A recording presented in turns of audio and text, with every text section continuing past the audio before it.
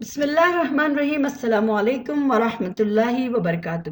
اللہم فقہنا فی الدین، اللہم فقہنا فی الدین، ربی زدنا علما وعملا متقبلا، رب اشرح لی صدری ویسر لی امری واحلل عقدۃ من لسانی یفقہوا قولی، ربی زدنا علما، آمین یا رب العالمین۔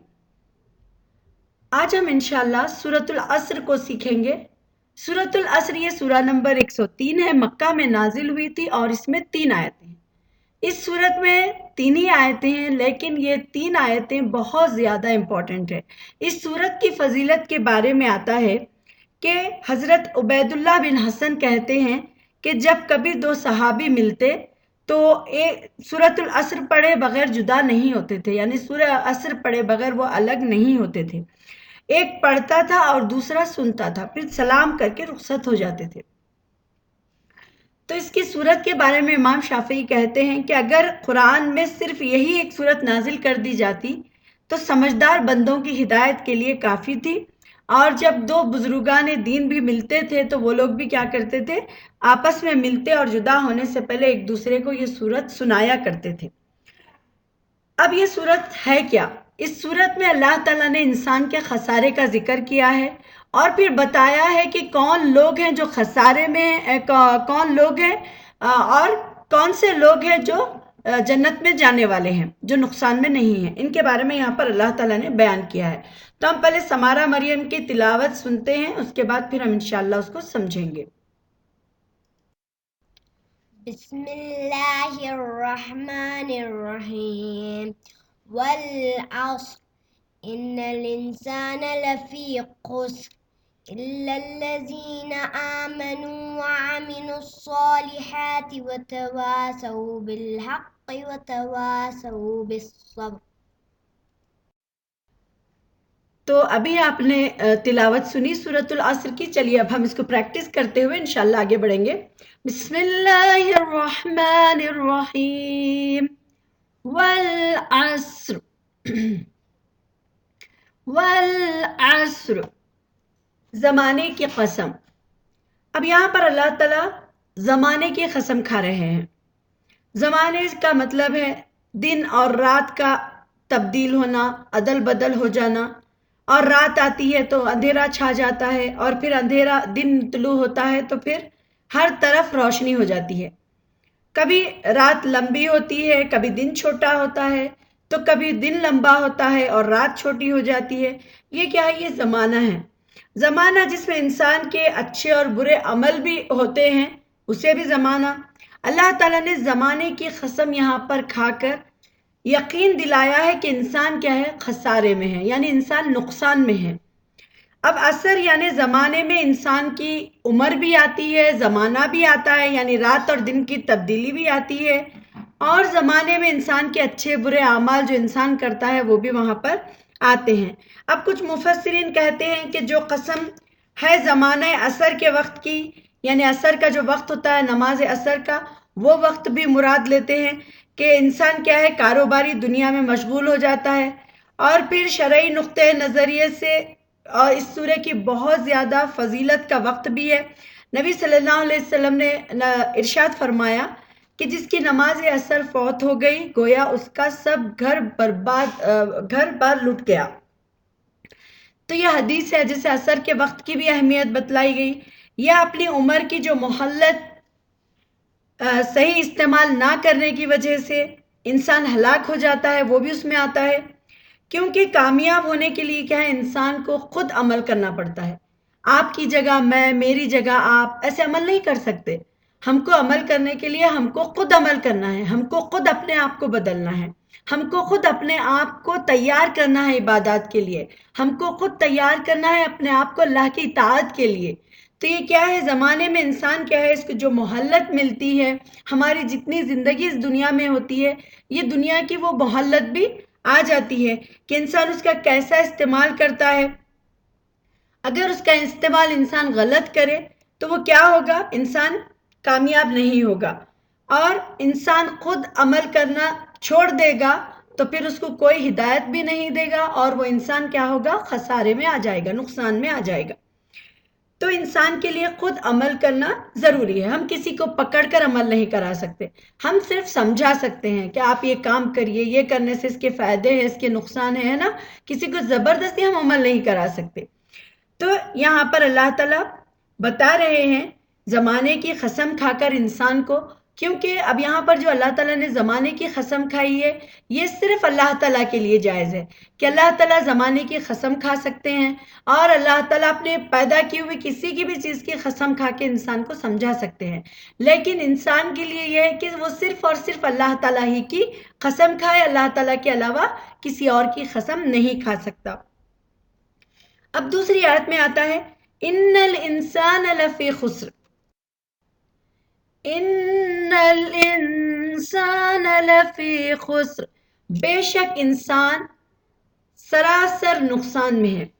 اب اللہ تعالیٰ قسم کھا کر زمانے کی یا پھر اپنے سمجھے جو بھی ہم اس کے میننگ مراد لیں عصر کے, اس کے میننگ یہی ہوں گے کہ اللہ تعالیٰ نے زمانہ بھی مراد لیا ہوگا, یا پھر اللہ تعالیٰ نے عصر کا وقت بھی لیا ہوگا, یا پھر اللہ تعالیٰ انسان کی دی ہوئی زندگی کی مہلت, جو بھی ہم جس معنی میں بھی لیں گے تو اللہ تعالیٰ اس کی قسم کھاتے ہوئے اس زمانے کی کہتے ہیں کہ انسان کیا ہے, خسارے میں ہے.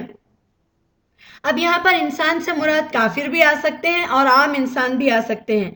تو انسان خسارہ ایسے نقصان کو کہتے ہیں, خسر جو یہاں پر لفظ آیا ہے ایسے نقصان کو کہتے ہیں جس سے پورا کرنا مشکل ہو.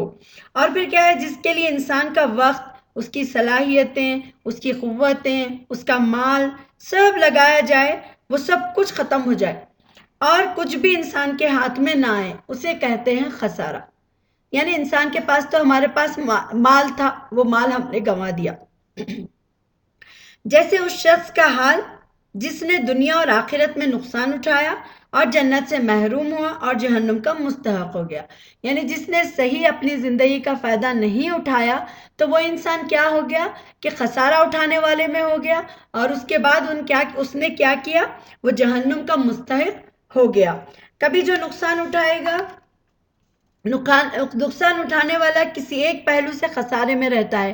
جسے آپ دیکھیے کہ کبھی کچھ انسان دنیاوی فائدے میں اتنا اپنے آپ کو بزی کر لیتے ہیں کہ وہ آخرت کا کوئی سوچ نہیں رکھتے, اور پھر کچھ لوگ ایسے ہو جاتے ہیں کہ ان کو کسی دوسرے کی پرواہ نہیں ہوتی, وہ بس نقصان نقصان نقصان, یعنی اسی طریقے سے وہ کیا کرتے ہیں, رہتے ہیں. تو انسان کیا ہے, کسی ایک پہلو سے خسارے میں رہتا ہے, نہ کہ کئی وجوہات سے. انسان کیا ہے, انفرادی طور پہ لیجیے آپ یا اجتماعی طور پہ لیجیے, تو کیا ہے, یہ انسان گھاٹے میں ہی رہا ہے. اگر ہم پہلے والے انسانوں کو دیکھتے ہیں, جیسے نبیوں کے قوموں کو یا ہم سے پہلے والے لوگوں کو, اگر ہم ماضی میں جائیں یعنی ہمارے پاسٹ میں, تو ہم دیکھ سکتے ہیں کہ وہ لوگ بھی کیا ہے, خسارے میں رہے. کئی زیادہ تعداد میں لوگ خسارے میں ہی رہے. تو اللہ تعالیٰ یہاں پر بتا رہے ہیں کہ انسان کیا ہے, سراسر نقصان میں ہی ہے.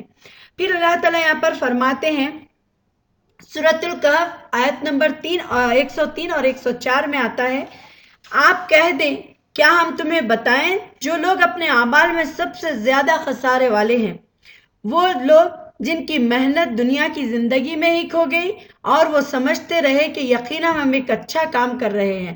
آپ دیکھیے کہ آپ کے ایسے انسان دنیا میں بہت سارے ملیں گے یا نہیں. اگر ہم ہمارے اطراف دیکھیں تو انسان دنیاوی کاموں میں اتنا زیادہ مگن ہو جاتا ہے, مشغول ہو جاتا ہے, دنیا کی زندگی میں اتنا اپنے آپ کو مصروف کر لیتا ہے, اور پھر دنیا کی خواہشات میں اپنے آپ کو اتنا مصروف کر لیتا ہے, پھر یہ سمجھتا ہے کہ جب اس کو دنیا کی ساری چیزیں مل جاتی ہیں تو وہ سمجھ جاتا ہے کہ وہ کیا ہے, بہت اچھا کام کر رہا ہے. لیکن حقیقت میں جب تک وہ دنیا میں اللہ تعالیٰ کی اطاعت نہ کرے گا, اللہ تعالیٰ کی فرما برداری نہ کرے گا. اب آگے کی آیتوں میں آ رہے ہیں کہ اللہ تعالیٰ نے یہاں پر تو بتا دیا کہ انسان خسارے میں ہے. اب پھر اللہ تعالیٰ بتا رہے ہیں آگے کی آیت میں, ہم چلیے دیکھتے ہیں.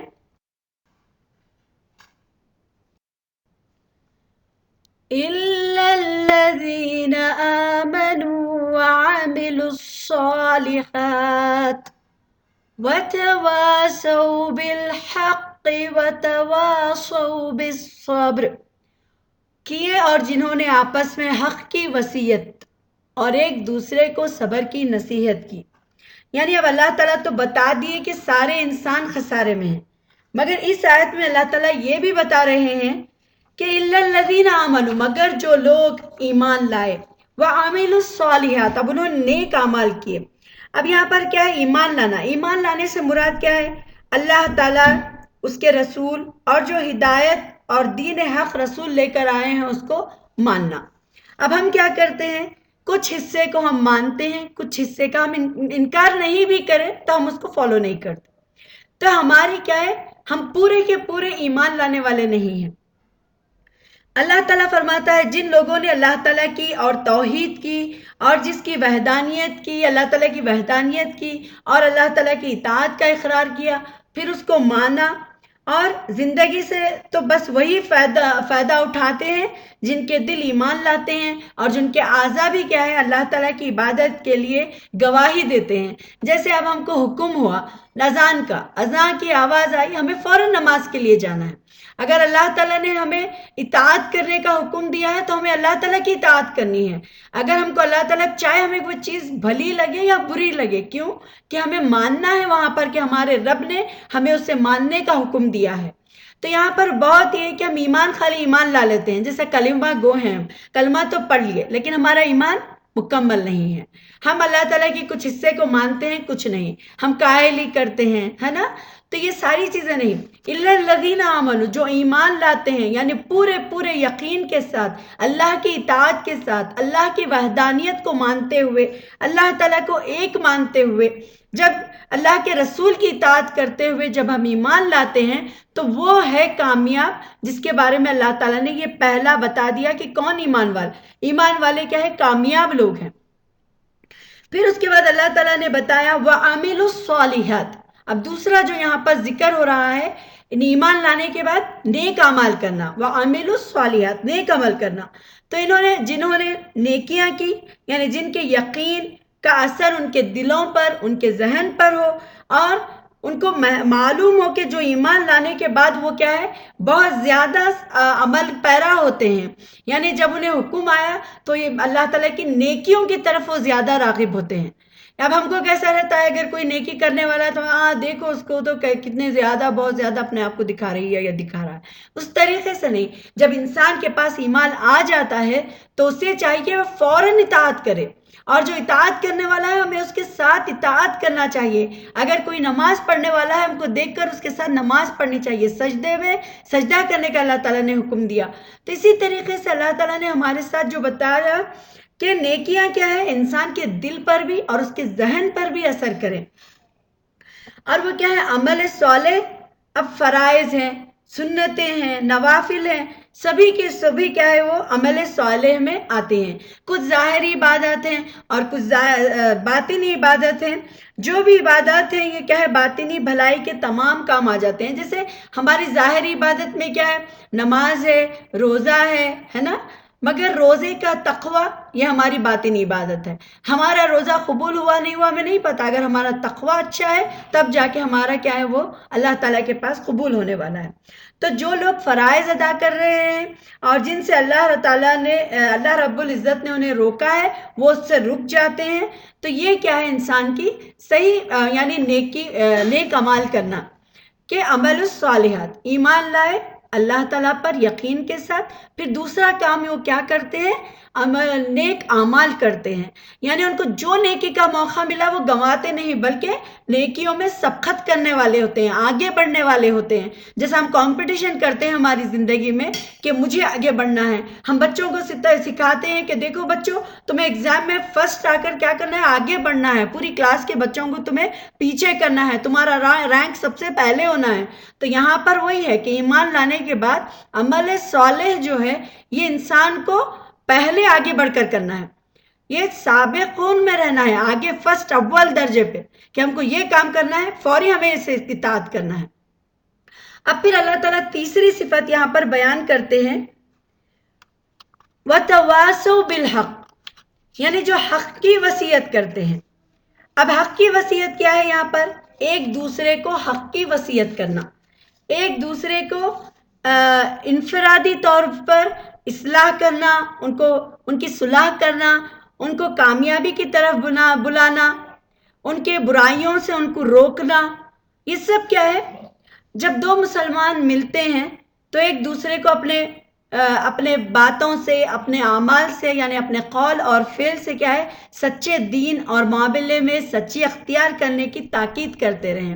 یہ ہمارا اللہ تعالیٰ کا حکم ہے کہ اب کیا ہے، حق کی وصیت اگر آپ کرنا چھوڑ دیں گے تو جیسے ہمیں پتہ ہے کہ شعیب علیہ السلام کی قوم میں ایک آدمی تھا جو بہت زیادہ عبادت گزار تھا کہ پلک جھپکنے کی بھی اس نے دیر نہیں کی تھی، لیکن اللہ تعالیٰ نے کہا کہ تم فرشتے جب جا کے اللہ تعالیٰ سے کہتے ہیں اللہ تعالیٰ یہ بستی پہ عذاب تو آئیں گا لیکن ایک بندہ ہے جو بہت زیادہ عبادت گزار ہے، تو اللہ تعالیٰ نے کیا کہا کہ تم اس کو عذاب وہیں سے شروع کرو جہاں سے اس نے عبادت کی ہے، یعنی اس شخص کے عذاب شروع کرو۔ تو کیوں جب ان عبادت کرنے کے بعد اللہ تعالیٰ نے اسے اس سزا کا مستحق بنایا؟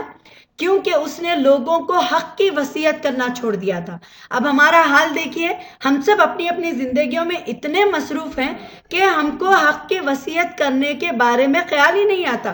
اگر کوئی وصیت کرے تو لوگ پھر برا بھی مان جاتے ہیں، پھر ایک دو چار نام بھی اس کے بارے میں رکھ دیتے ہیں، لیکن یہ اللہ تعالیٰ کا حکم ہے کہ ہمیں حق کی وصیت کرنا ہے، برائیوں سے روکنا ہے ان کو۔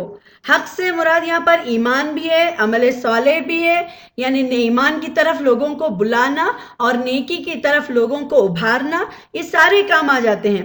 ایک دوسرے کو ایمان اور عمل کی وصیت کرتے رہنا کیا ہے، یہ ضروری ہے۔ جب تک یہ کام کرتے رہیں گے تب تک دنیا میں ہم سیف بھی ہے اور اللہ تعالیٰ کے مطیع یعنی اللہ تعالیٰ کی اطاعت گزار بندے ہیں، اللہ تعالیٰ کے فرما بردار ہیں۔ اگر ہم نے حق کی وصیت چھوڑ دی تو آج ہم دیکھ سکتے ہیں ہمارے معاشرے میں کتنی برائیاں کس حد تک عام ہو گئی ہیں۔ اگر ہم آپس میں ایک دوسرے کو حق کی تلقین نہیں کریں گے تو بہت جلد ہمارے اوپر اللہ تعالیٰ کا عذاب آ سکتا ہے۔ آج ہم دیکھ سکتے ہیں کہ یہ کورونا کا عذاب جو ہم پر ہے، یہ اللہ تعالیٰ کی جو بھی ہم کہیں اس کو آزمائش کہیں یا پھر کوئی بھی چیز کہیں کہ، لیکن اللہ تعالیٰ کیا ہے، انسان کو جب آزمانا شروع کر دیتا ہے تو پھر کوئی چیز نہیں ہوتی جو انسان کو بچا سکے۔ تو اسی لیے یہاں پر اللہ تعالیٰ نے فرمایا ایمان لانے کے بعد نیک عمل کرنا اور پھر ساتھ ہی اس کے ساتھ حق کی وصیت کرنا۔ اب ہم لوگ کچھ لوگ یہ سوچتے ہیں ارے بھائی ہمارے پاس تو اتنا نالج نہیں ہے، ہم کیسے جا کے لوگوں کو حق کی وصیت کریں؟ اگر آپ کے پاس ایک آیت معلوم ہے، اس کا ایک ٹکڑا معلوم ہے، تو یہ آپ پر فرض ہے کہ آپ لوگوں تک اس کو پہنچائیں۔ جو لوگ برائی کر رہے ہیں آپ ان کو اگر ہاتھ سے روک سکتے ہیں تو ہاتھ سے روکیں، زبان سے روک سکتے ہیں زبان سے روکیں، اگر وہ سب آپ نہیں کر سکتے تو کم سے کم اس برائی کو دل میں برا سمجھیں۔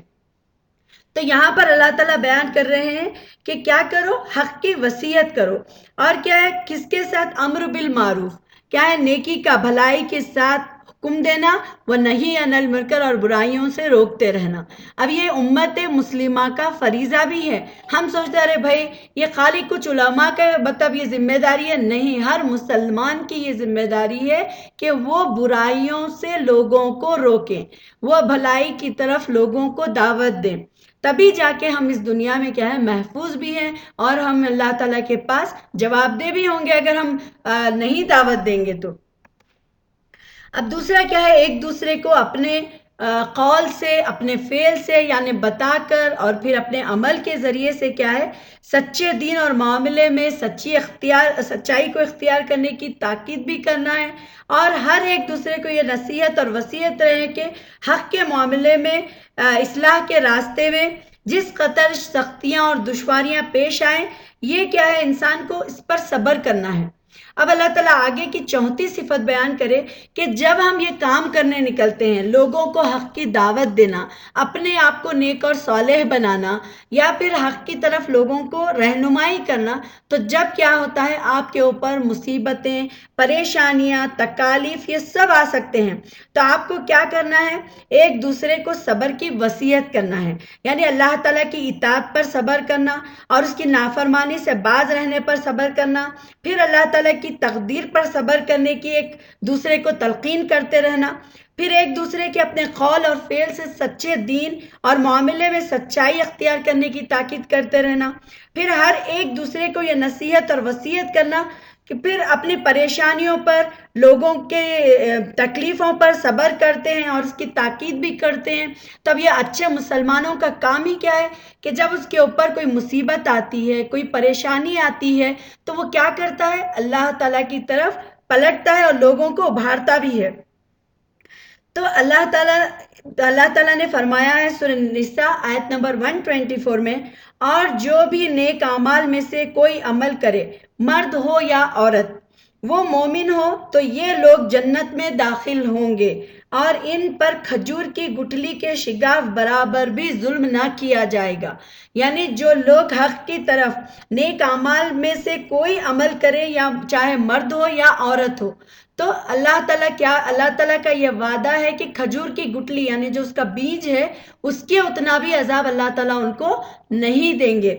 तो अब क्या है, अल्लाह ताला इंसान को क्या है, इसके बारे में इताअत करना है, पूरे अपने आप को उस खसारे से बचा लेना है। यहाँ पर 4 सिफतें हुई जिसमें ये बयान किया गया कि नेक अमल करना और अपने आप को अल्लाह पहले ईमान लाना है, उसके बाद नेक अमल करना है, फिर हक की तलकीन करना है और फिर सब्र करना है। तो चुनाचे क्या है कि कोई शख्स नहीं जानता उनके लिए आंखों की ठंडक में से क्या छुपा कर रखा गया है उस अमल के बदले में जो वो करते हैं। तो क्या जो शख्स ईमान वाला हो उस शख्स जैसा हो सकता है जो नाफरमान हो, यानी जो नाफरमान इंसान ईमान वाले की तरह क्या हो सकता है? दोनों बराबर नहीं होते। रहे वो लोग जो ईमान लाए और जिन्होंने नेकियां की, तो उनके लिए जन्नत की ख़ियामगाहें हैं मेहमान नवाजी के तौर पर उसके बदले में जो काम करते हैं, और रहे वो लोग जिन लोगों ने नाफरमानियां की, उनका ठिकाना आग है कि जब कभी वो इरादा करेंगे तो उससे निकले तो उसमें लौटा दिए जाएंगे और उनसे कहा जाएगा कि अब आग का अजाब चखो जिसे तुमने झुटलाया था। सूरह सजदा आयत नंबर 17 से 20 ये आयत का तर्जुमा था कि ईमान के साथ क्या है, अमल सौले शर्त है, फिर उसके साथ साथ लोगों को वसीयत करना, उनको नसीहत करना वो भी शर्त है, और उसकी तकलीफ जो हमको पहुंचती है उसके कामों को पहुंचाने के लिए, तो उस पर भी हमें सब्र करना है।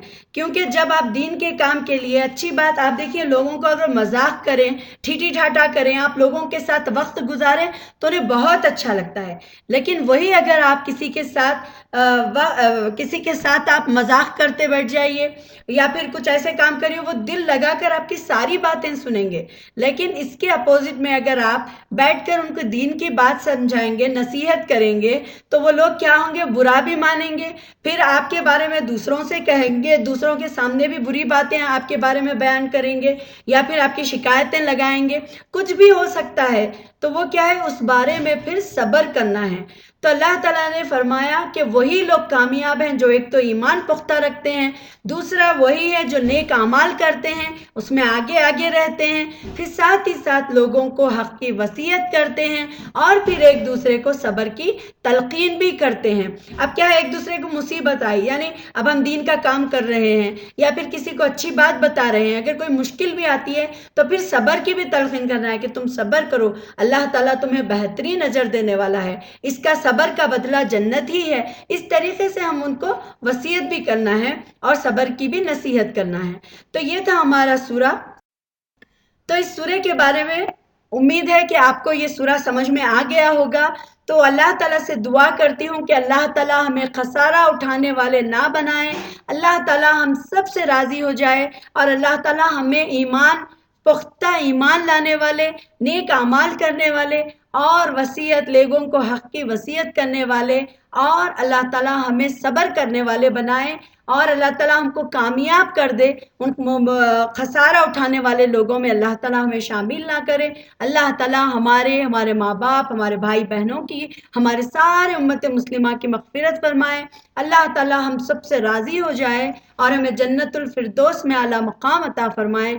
तो अब यही है कि आप भी मेरे इस वीडियोस को ज़रूर दूसरों के साथ शेयर करें कि अगर हम जो नेकी का हिस्सा उठाते हैं बराबर अल्लाह ताला उसमें आपको भी अजर देता है। तो अल्लाह ताला से यही दुआ है कि अल्लाह ताला आप सब की तमाम परेशानियों को दूर फरमाए और इंशाअल्लाह इस वीडियोस को आप ज़रूर लोगों तक पहुंचाएं ताकि दूसरे इससे से ज़्यादा फ़ायदा उठा सके। इंशाअल्लाह फिर मैं नेक्स्ट वीडियो के साथ, नेक्स्ट सूरे के साथ हाजिर होंगे। अस्सलामु अलैकुम व रहमतुल्लाहि व बरकातुहू। सुब्हानकल्लाहुम्मा व बिहम्दिका अशहदु अल्ला इलाहा इल्ला अंता अस्तगफिरुका व अतूबु इलैक।